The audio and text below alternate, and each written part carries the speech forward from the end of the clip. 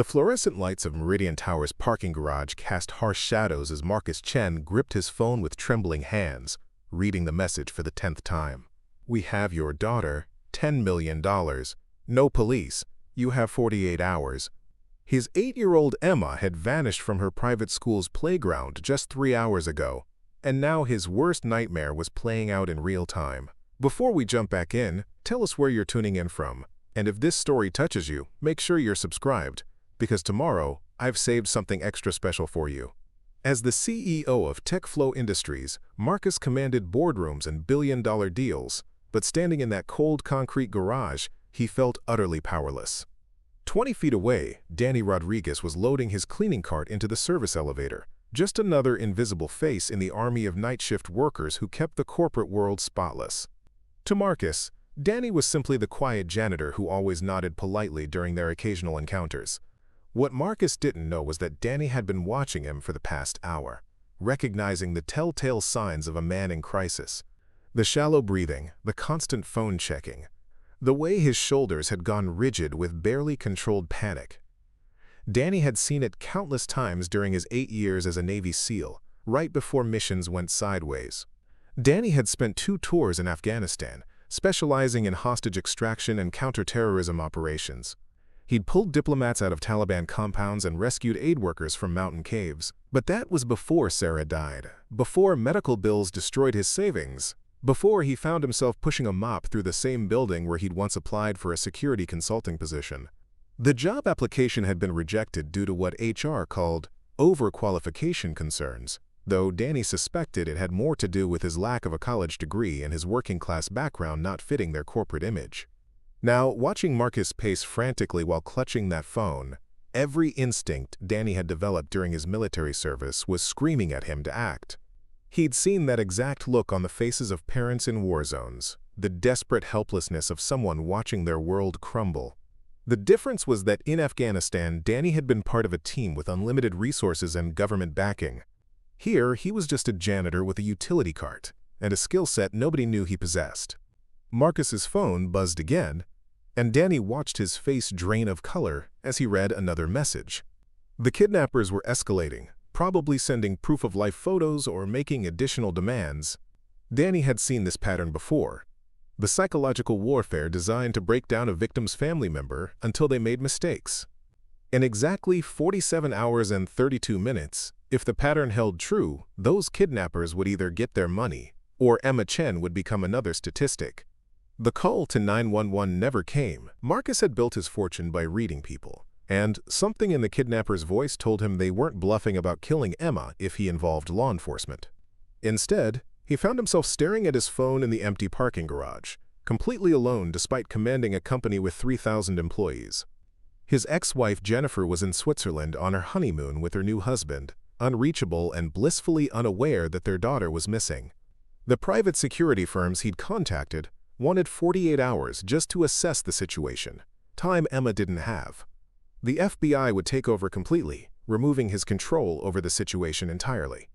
Every option felt like a dead end. Every choice could be the wrong one that cost his daughter her life. That's when Danny made a decision that would change everything.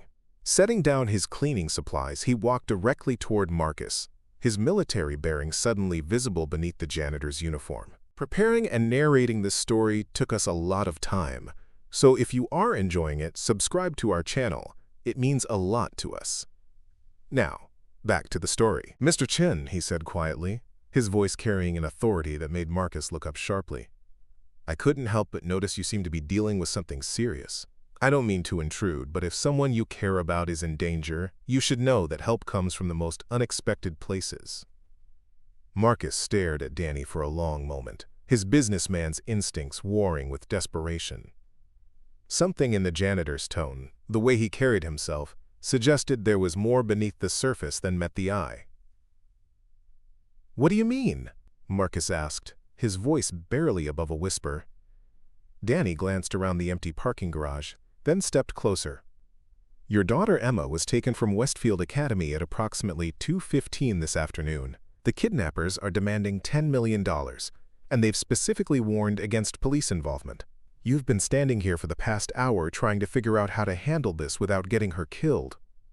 The blood drained from Marcus's face. How could you possibly know that? Because I've been where you are now, Danny said simply. Different circumstances, same desperation. And because the way you're holding that phone, checking it every 30 seconds, the way your hands are shaking. I've seen it before in people whose world just collapsed. He paused, studying Marcus's expression. The question is, do you want to save your daughter? Or do you want to keep pretending that your corporate connections are going to solve this? Marcus felt something crack inside his chest. For the first time since the nightmare began, someone was speaking to him directly, without the careful corporate language he was used to. Of course I want to save her, but I don't know how. Every option I have either takes too long or involves too much risk. Danny nodded slowly. My name is Daniel Rodriguez. Most people here know me as the night janitor who keeps the 34th through 40th floors clean. What they don't know is that until 3 years ago, I was Staff Sergeant Rodriguez, Special Operations Command, specializing in hostage rescue and direct action missions. I spent 8 years pulling people out of situations exactly like this one. The words hit Marcus like a physical blow. You're former military? Navy SEAL, actually. 2 tours in Afghanistan, decorated for valor, the whole package. I know how these operations work, Mr. Chen. I know how kidnappers think, how they plan, how they make mistakes. More importantly, I know how to get your daughter back alive.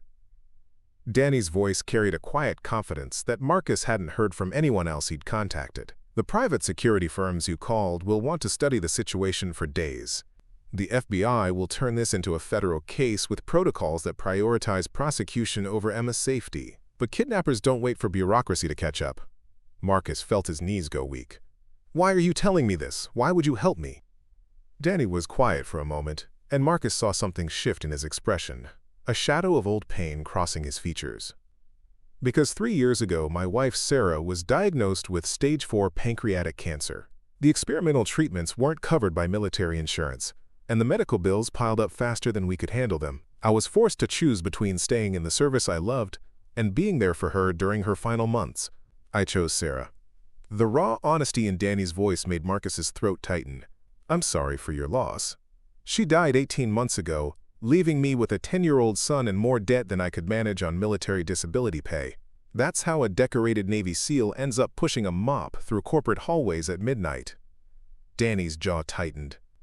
I applied for a security position here when you first announced the corporate protection program. My qualifications were perfect for what you needed. Counterterrorism experience, hostage negotiation training, tactical planning expertise. But your HR department decided that my lack of a college degree made me unsuitable for a professional role. Marcus felt sick as the implication hit him. You applied to work for us? 2 years ago. I needed a job that could provide stability for my son while utilizing skills I'd spent a decade developing. Instead, I got a form letter explaining that TechFlow Industries required all security personnel to have bachelor's degrees, regardless of real-world experience. Danny's smile was bitter.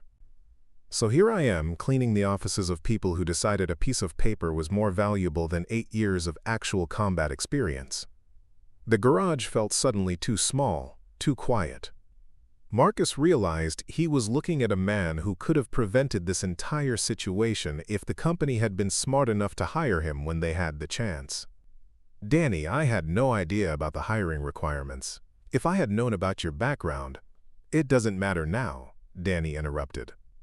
What matters is that your daughter is running out of time, and I'm probably the only person in this city with the specific skill set needed to get her back safely. He pulled out his phone and showed Marcus a series of text messages. While you've been pacing down here, I've been making some calls to old contacts. I have preliminary information about the group that took Emma. Marcus's heart stopped. You know who has her? The Kozlov organization. They're not local talent. This is a professional crew that's been operating up and down the East Coast for the past 2 years. They specialize in targeting wealthy families with children in private schools. Their pattern is always the same. Quick grab from a school location, immediate demand for wire transfer, threat of immediate execution if police are involved. Danny scrolled through his messages. They've successfully collected ransoms in 7 previous cases. But here's what your corporate security consultants won't tell you. They've also killed 3 children when families didn't pay quickly enough or tried to involve law enforcement. The parking garage began to spin around Marcus.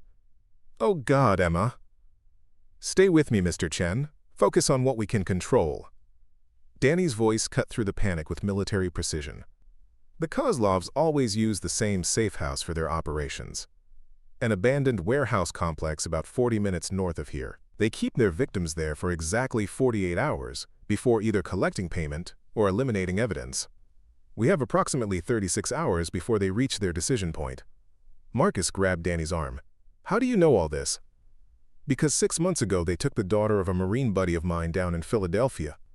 The family paid the ransom. Got the kid back, but my friend asked me to help him track down information afterward. I spent weeks researching their operation, learning their patterns, identifying their locations. I was planning to pass the intelligence to federal authorities when they moved on to their next target. Danny's expression darkened. I just never expected their next target to be here.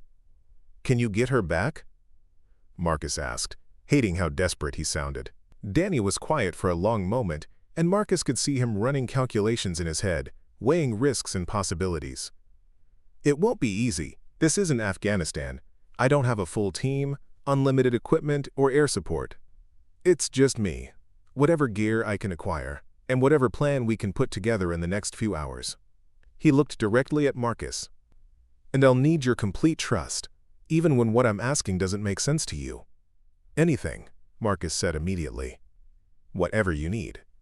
The first thing you need to understand is that we can't use any official channels, no police, no FBI, no corporate security. The moment any official agency gets involved, Emma dies. The Kozlovs have contacts inside law enforcement. They always know when someone tries to bring in authorities. Danny began pacing, his military training evident in the way he moved. The second thing is that this has to look like a business transaction gone bad. You're going to wire the ransom money exactly as they've demanded. Marcus felt confused. But if we pay them, we're not paying them, Danny interrupted. We're setting up a trap. The money transfer will be traced to a bank account I control, but the Kozlovs won't know that until it's too late. While they're focused on collecting their payment, I'll be extracting Emma from the warehouse. He pulled out a small notebook and began sketching rapidly. The timing has to be perfect. The moment they think they have their money, they'll relax their guard just enough to give me the opening I need. Marcus watched Danny's hands move across the paper, creating detailed diagrams and tactical notes with the efficiency of someone who'd done this countless times before. How do I know this will work? Danny stopped writing and looked up at him. You don't, but here's what I can tell you. Emma is 8 years old, she's scared, and she's depending on the adults in her life to bring her home safely. Your corporate consultants will spend days planning an operation that might save her. The FBI will prioritize building a case that might put the kidnappers in prison. I'm offering to bring your daughter home tonight, alive and unharmed, using methods that have worked in much more dangerous situations than this one. The choice crystallized in Marcus's mind with stunning clarity. Everything about this situation defied logic, trusting a janitor with his daughter's life, bypassing every official protocol, putting faith in a man he barely knew. But looking at Danny's steady hands sketching tactical diagrams, hearing the quiet confidence in his voice, Marcus realized he was looking at the first person who'd offered him hope instead of procedures. What do you need from me? Marcus asked. Danny's fingers flew across his phone screen as he pulled up banking information that Marcus didn't even know existed. I need you to authorize a wire transfer to this account number, Danny said, showing Marcus a series of digits. $10 million, exactly as the kidnappers demanded, but routed through a financial institution that I have contacts at. The transfer will appear legitimate on their end, but I'll have 30 minutes to reverse it before the funds actually clear. Marcus stared at the numbers, his business instincts screaming warnings. You're asking me to send $10 million to an account I know nothing about, controlled by a man I just met an hour ago. The absurdity of the situation wasn't lost on him. In any other circumstance, this would be the most obvious financial scam he'd ever encountered. I know how this looks, Danny acknowledged. But consider your alternatives. The Kozlovs aren't going to wait for you to feel comfortable with the plan. They're going to execute Emma at exactly 47 hours and 18 minutes from now if they don't have confirmation that the money is in their account. Danny's voice carried an edge that made Marcus's blood run cold. I've seen what these people do to children when families hesitate too long. Trust me when I tell you that death isn't the worst thing they're capable of. The parking garage felt like it was closing in around Marcus. Every rational part of his mind was telling him to walk away, to call the FBI, to handle this through proper channels. But Emma's face kept flashing through his thoughts. Her gap-toothed smile when he picked her up from school, the way she insisted on reading him bedtime stories instead of the other way around, how she'd started leaving little drawings on his desk at work because she knew his job was stressful. The account belongs to a security firm I used to work with, Danny continued, sensing Marcus's hesitation. It's completely legitimate, registered with the Treasury Department, bonded and insured. The owner is a former SEAL teammate who runs extraction operations for corporate clients. He's expecting my call and has already agreed to facilitate the transfer as a favor. Danny pulled out a business card that looked worn from handling. You can verify his credentials if you want, but every minute we spend on due diligence is a minute Emma doesn't have. Marcus took the card with trembling hands. Mitchell Security Solutions, with an address in Virginia Beach and a phone number he could call. How do I know you won't just disappear with the money? Danny was quiet for a moment, and Marcus saw something profound shift in his expression. 3 years ago, I had a house in Virginia Beach, a career I loved and a future that made sense. My wife was the strongest person I'd ever met. She survived her father walking out when she was 12, put herself through nursing school, worked double shifts to help me through the financial stress of military deployments. His voice grew softer. When she got sick, she made me promise that I'd never let bitterness destroy the man she married, that I'd keep helping people, even when the world seemed determined to kick me down. The raw honesty in Danny's voice made Marcus's throat tighten. She sounds incredible. She was. And she'd never forgive me if I let a child die because I was afraid to take risks. Danny looked directly at Marcus. I'm not asking you to trust me because I'm a good person, Mr. Chen. I'm asking you to trust me because I'm the only person standing here with the specific skills needed to bring Emma home alive, and because I have nothing left to lose by trying. Marcus pulled out his phone and dialed the number on Mitchell Security's card. A gravelly voice answered on the second ring. Mitchell here.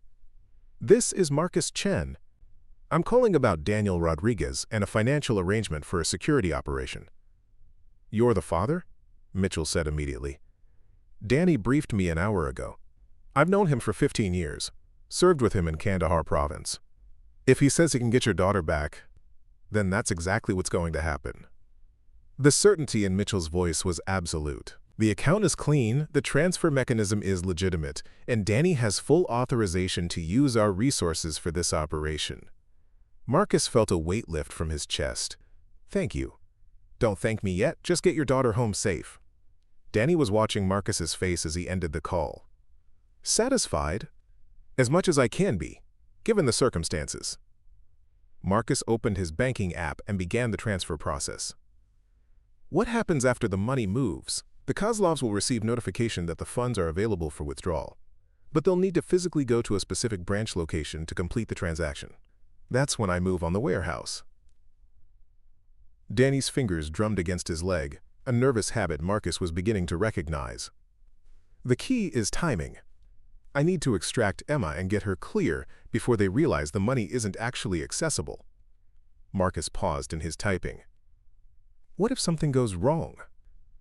What if they figure out the deception before you reach her? Then I improvise, Danny said simply. That's what we do in the field when plans fall apart. But, Mr. Chen, you need to understand something. Once we commit to this course of action, there's no backing out. No changing our minds halfway through. No calling in backup if things get complicated. It's just me, whatever equipment I can gather, and whatever advantages I can create. The transfer confirmation appeared on Marcus's screen. $10 million, moved with a few taps of his finger to an account controlled by a man he'd known for less than 2 hours. It's done, he said, showing Danny the confirmation number. Danny immediately forwarded the information to another contact. Now we wait exactly 90 minutes for the Kozlovs to receive their notification and begin moving toward the bank. That gives me time to gather equipment and conduct reconnaissance on their location. What kind of equipment? Marcus asked. Danny's smile was grim. Nothing I can acquire legally on short notice.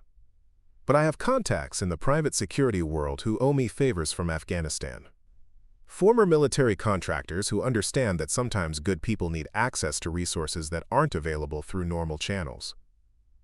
He started walking toward a black pickup truck parked in the far corner of the garage. There's a storage unit about 20 minutes from here where certain items are kept for emergency situations, night vision gear, communications equipment, tactical clothing, and other specialized tools.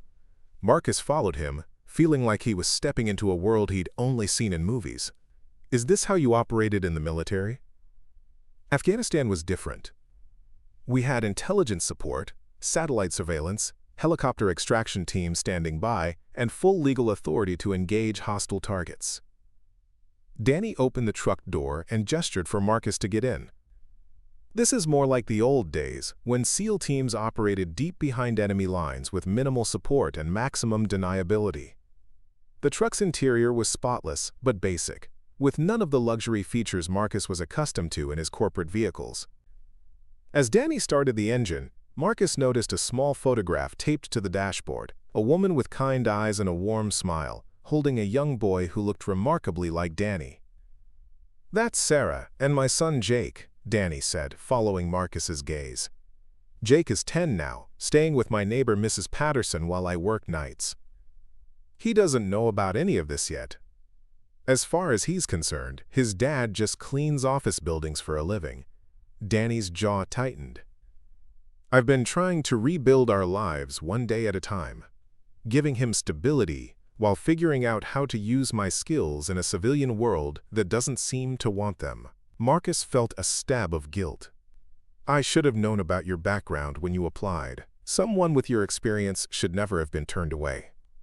"This system isn't designed to recognize unconventional qualifications," Danny replied, navigating through the downtown traffic. "HR departments look for college degrees and corporate certifications, not combat experience and field training. They want people who can fill out forms correctly, not people who can solve problems under pressure." They drove in silence for several minutes, Marcus processing the surreal nature of his situation. This morning, he'd been worried about quarterly earnings reports and merger negotiations. Now he was riding in a pickup truck with a janitor who might be his daughter's only chance for survival, headed to acquire illegal equipment for a rescue operation that would make headlines if it went wrong. "There's something else you need to know," Danny said, as they pulled into an industrial district filled with storage facilities. "Even if everything goes perfectly tonight, this doesn't end when Emma comes home. The Kozlovs will know they were played, and they'll want revenge. You'll need ongoing security, probably for months, until law enforcement can build cases against the remaining members of their organization." Marcus felt his stomach drop. "You're saying Emma won't be safe even after we get her back?" "I'm saying that rescuing her is only the first step. The second step is making sure she stays safe." Danny parked in front of a storage unit and pulled out a key ring.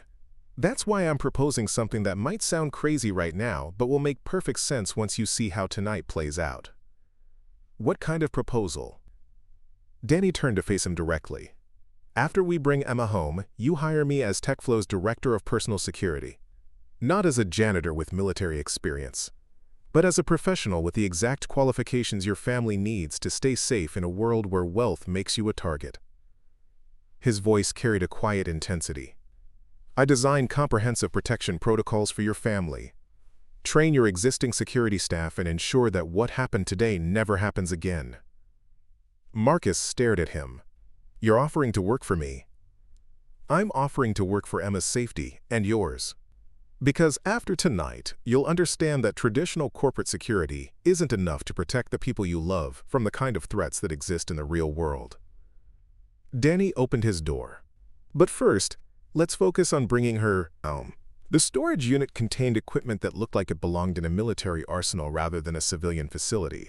Danny moved through the organized chaos with practiced efficiency, selecting items that Marcus couldn't identify but clearly served specific tactical purposes. Night vision goggles, communication headsets, body armor that looked both lightweight and incredibly sophisticated, and weapons that Danny handled with the casual familiarity of someone who'd relied on them for survival.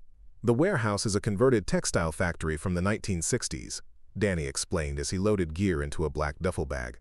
3 stories, multiple entry points, but only 2 viable escape routes. The Kozlovs always position lookouts on the 2nd floor with clear sightlines to the main access roads. He pulled up architectural plans on a tablet that appeared to be connected to some kind of private database. I've been studying their pattern for months. They keep hostages on the ground floor, away from windows, usually in what used to be the factory's main production area. Marcus watched Danny transform before his eyes. The quiet janitor was disappearing, replaced by someone who moved with lethal precision and spoke in the clipped, efficient language of a professional soldier.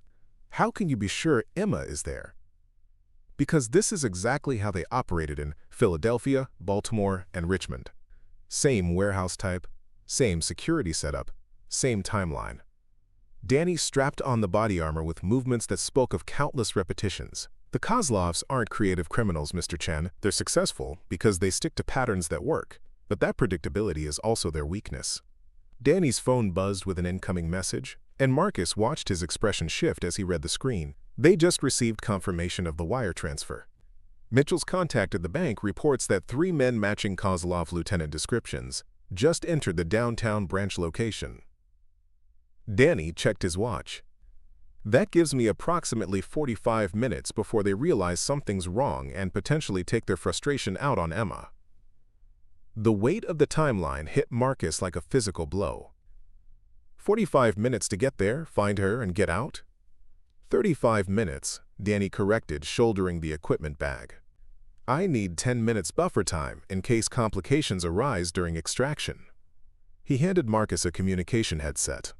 You're going to wait in the truck, about half a mile from the warehouse. This will let you monitor my progress and coordinate with emergency services if something goes catastrophically wrong. Marcus took the headset with hands that wouldn't stop shaking. What if they've moved her? What if she's not at that location? Danny paused in his equipment check, and Marcus saw something flicker across his face. Doubt, maybe, or recognition of just how many variables were beyond their control. Then we adapt. But Mr. Chen, I need you to understand something about military operations. We never have perfect intelligence, complete certainty, or risk-free options. We make the best decisions we can with the information available, and we execute those decisions with absolute commitment. They drove toward the warehouse district in tense silence, Marcus's mind cycling through every possible disaster scenario while Danny seemed to enter some kind of meditative state, his breathing deep and controlled. The industrial area looked like a graveyard of abandoned manufacturing, empty parking lots, and broken windows reflecting the scattered streetlights. There, Danny said quietly, pointing to a squat concrete building surrounded by a chain-link fence. 3 vehicles in the parking area, 2 guards visible on the 2nd floor, lights on in the ground floor windows. Everything matches the expected pattern. He pulled the truck into an alley behind a defunct auto parts store and turned off the engine. Mr. Chen, once I leave this vehicle, you need to stay exactly where you are unless I specifically tell you otherwise. No matter what you hear through the headset, no matter how long it takes, you wait for my signal. Marcus nodded, though his entire body was screaming at him to do something, anything, rather than sit helplessly while someone else risked their life for his daughter. Danny, what if? There are no what-ifs now, Danny interrupted, his voice carrying an authority that cut through Marcus's panic. There's only execution. Emma is in that building, she's scared, and she's counting on us to bring her home safely. Everything else is just noise. Danny opened the truck door, then paused. When this is over, when she's safe in your arms again, remember that the person who saved her life was someone your company threw away because he didn't have the right educational credentials. The criticism stung, because it was absolutely true. Marcus had built TechFlow on the principle of finding and developing the best talent. Yet his own HR policies had rejected exactly the kind of person his family needed most. Danny, after tonight, whatever you want. What I want is to bring Emma home to her father, Danny said simply. Everything else we can discuss later. Marcus watched through night vision binoculars as Danny became invisible, moving through the industrial landscape like a shadow that somehow avoided every pool of light and camera angle. The communication headset crackled softly with Danny's breathing and occasionally whispered updates. Perimeter secure. Moving to primary entry point. 2 guards neutralized, non-lethally. Proceeding to ground floor. The technical precision in Danny's voice did nothing to calm Marcus's nerves. His daughter was somewhere in that building, probably terrified, while a man he'd known for less than 4 hours risked his life in what amounted to a one-man military operation. The surreal nature of the situation kept hitting him in waves. This morning he'd been a successful CEO with normal problems. Tonight he was part of what felt like a covert military mission. Ground floor accessed. Multiple rooms, checking systematically. No hostage located in first 2 areas. Danny's voice remained calm, but Marcus could hear the tension building. 3rd room clear. Moving to suspected primary holding area. Marcus gripped the steering wheel so tightly his knuckles went white. What if Emma wasn't there? What if the Kozlovs had changed their pattern? What if Danny was walking into a trap? Contact. I have visual on the package. Emma appears unharmed but restrained. 2 guards in immediate area, unknown number elsewhere in building. The relief in Danny's voice was audible. Beginning extraction sequence. The next few minutes passed in agonizing silence, broken only by sounds Marcus couldn't interpret. Muffled impacts, what might have been footsteps, the distant sound of doors opening and closing. Then Danny's voice came through clearly. Package secured. Emma is conscious and mobile. Beginning egress to secondary exit point. Marcus started the truck engine without realizing he'd made the decision. Every instinct was telling him to drive to the warehouse, to be there when Danny emerged with Emma, to see with his own eyes that his daughter was safe. But Danny's instructions had been explicit. Stay put, wait for the signal, don't compromise the operation. We're clear of the building, Danny reported. Moving to extraction point Alpha. Mr. Chen, start driving toward our location but maintain normal speed. No racing, no dramatic acceleration. We want to look like any other vehicle leaving this area. Marcus pulled out of the alley and drove toward the warehouse, his heart hammering against his ribs. Through the headset, he could hear Danny speaking in soothing tones to someone, Emma, presumably, though he couldn't make out the words. The sound of his daughter's voice, faint but unmistakably hers, nearly made him lose control of the truck. 2 figures emerged from behind the warehouse complex as Marcus approached, and he recognized Danny's silhouette immediately. The smaller figure beside him had to be Emma, walking under her own power, but staying close to Danny's side. Marcus pulled up to them and jumped out of the truck before it had completely stopped moving. "Daddy!" Emma ran toward him, and Marcus caught her in his arms, holding her so tightly he was afraid he might hurt her. She was crying but seemed physically unharmed, her school uniform dirty but intact. "I knew you'd come get me," she whispered against his shoulder. "The nice man said you were coming." Marcus looked over Emma's head at Danny, who was scanning the area with professional paranoia while simultaneously monitoring multiple communications channels.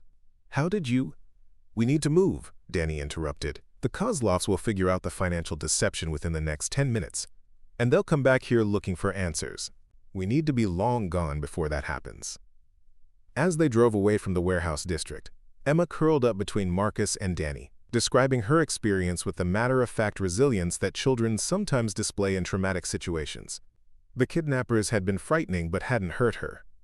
They'd given her food and let her sleep on a couch. She'd been scared, but somehow knew her father would find a way to bring her home. The man with the accent kept saying they just wanted money and nobody would get hurt if everyone followed the rules, Emma said, her small hand gripping Marcus's arm. "But I didn't like the way they looked at me. Like I wasn't really a person, just a thing they could use."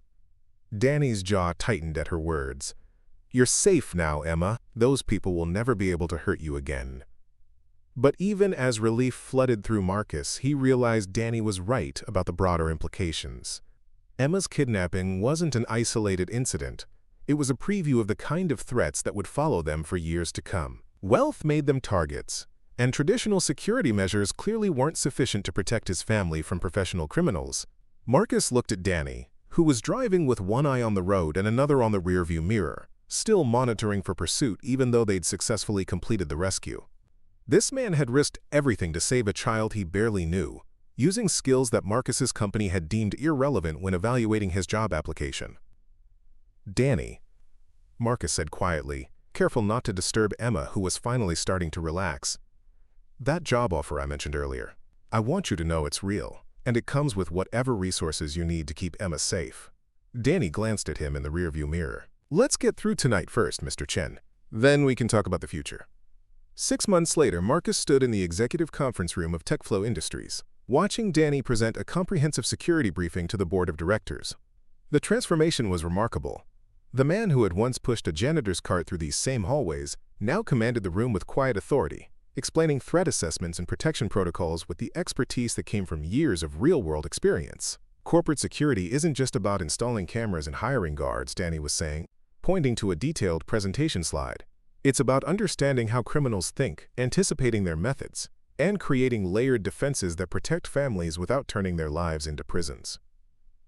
The board members listened with the kind of attention they usually reserved for financial projections, recognizing that they were hearing from someone who understood threats they'd never imagined. Emma sat in Marcus's private office during these meetings, working on homework, while Jake Rodriguez helped her with math problems. The friendship between the two children had become one of the most positive developments in both their lives. Jake had found a sense of purpose in being Emma's protective older brother figure, while Emma had discovered what it meant to have a friend who valued her personality over her father's wealth. The aftermath of the kidnapping had brought changes that rippled through every aspect of Marcus's life. The Kozlov organization had been dismantled through a joint FBI operation that Danny had secretly coordinated, providing intelligence that led to arrests across 4 states. The investigation had revealed that Emma's kidnapping was part of a much larger criminal enterprise, and Danny's intervention had likely prevented dozens of other families from experiencing similar traumas. Danny's official title was Director of Personal Security, but his role had evolved into something much more comprehensive. He'd redesigned TechFlow's entire approach to employee safety, created emergency response protocols that other corporations were now copying, and established a scholarship program for military veterans pursuing civilian careers.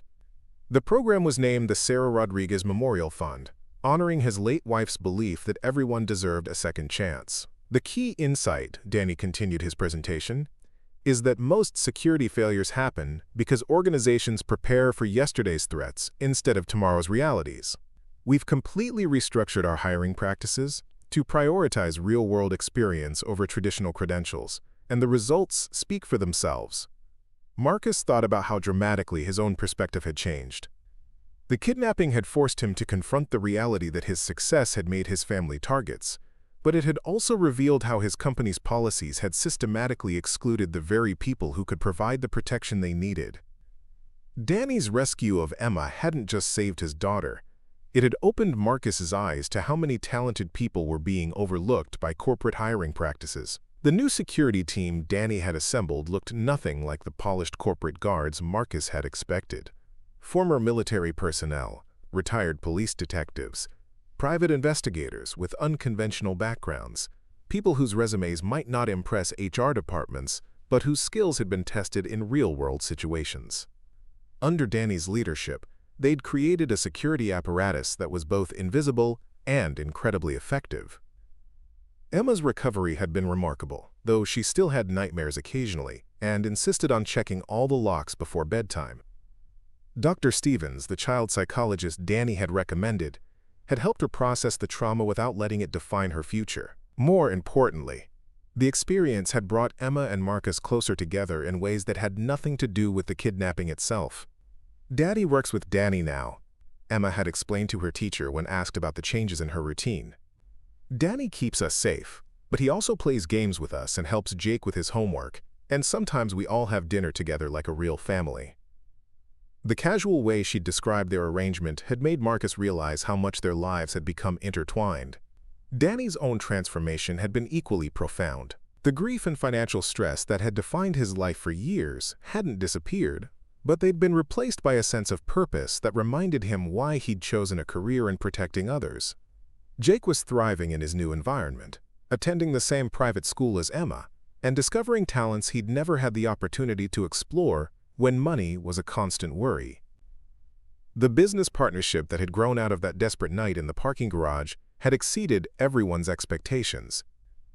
Danny's security consulting division had become one of TechFlow's most profitable subsidiaries, providing services to corporate clients who wanted the kind of protection that only came from real experience. Military veterans who had struggled to find meaningful civilian employment were now part of a team that valued their skills and paid them accordingly. The bottom line, Danny concluded his presentation, is that true security comes from understanding that threats evolve constantly, and our defenses have to evolve with them. We can't protect what matters most by following outdated playbooks or relying on credentials that don't reflect real capabilities. After the board meeting, Marcus found Danny and Jake in the company break room, the same space where Marcus had once walked past the janitor without a second thought. Jake was showing Emma how to solve algebra problems using techniques his father had taught him, while Danny reviewed security reports with the same attention to detail he'd once brought to psychological assessments. "Any regrets?" Marcus asked, settling into the chair beside Danny. Danny looked up from his paperwork and smiled. "About which part? Leaving the military, losing Sarah, ending up as a janitor, or risking everything to save your daughter?" "Any of it. All of it." Danny considered the question seriously. "Sarah used to say that life doesn't give us the stories we want, it gives us the stories we need. I wanted to be a career military officer with a stable family life. Instead, I became a widowed father working night shifts to pay medical bills." He gestured toward the children, who were laughing at some shared joke. "But if any of that had been different, I wouldn't have been in that parking garage when you needed me most." Marcus nodded, understanding exactly what Danny meant. "Emma asked me yesterday if you and Jake might want to move into the guest house behind our main residence. She said it would be more convenient for family dinners." "Family dinners?" Danny raised an eyebrow. "That's what she calls them. Sunday evenings when we all eat together, and Jake helps with homework while you and I plan security protocols." Marcus smiled. "I think she's gotten attached to having you both around." Danny was quiet for a moment, watching his son patiently explain mathematical concepts to Emma with the same gentle authority he'd learned from his father. Jake's never had a stable home environment like this. Moving around constantly, financial stress, my work schedule. It's been hard on him. So is that a yes? "It's a yes to whatever arrangement gives these kids the best chance at normal, happy childhoods," Danny replied. "Everything else we can figure out as we go." The evening sun slanted through the break room windows, casting warm light over a scene that would have been impossible to imagine 6 months earlier. A former Navy SEAL and a corporate CEO, their children building friendship from shared experience, all of them learning that family could be created from the most unexpected circumstances. Marcus realized that Danny had been right about bridges working in both directions. Emma's kidnapping had torn apart his assumptions about security and success, but it had also opened doors to relationships and perspectives that would never have existed otherwise. Sometimes the most important help really did come from the most unexpected places. Up next, you've got 2 more standout stories right on your screen. If this one hit the mark, you won't want to pass these up. Just click and check them out.